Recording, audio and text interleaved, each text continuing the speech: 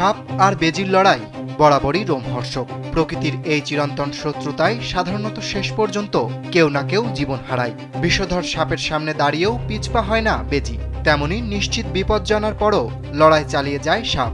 তবে এবার ঘটেছে ব্যতিক্রম, যেখানে দেখা যাচ্ছে বিশাল এক সাদা গোখরো প্রাণ বাঁচাতে মরিয়া হয়ে পালাচ্ছে এক আক্রমণাত্মক বেজির হাত থেকে। অদ্ভুত এই ঘটনাটি ঘটেছে নেদারল্যান্ডে।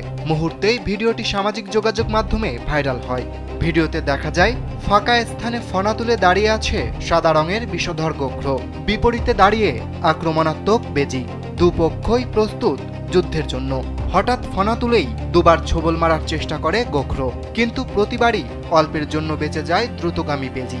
এরপর বেজি পাল্টা আক্রমণে ঝাঁপিয়ে পড়ে সরাসরি সাপের মাথার দিকে।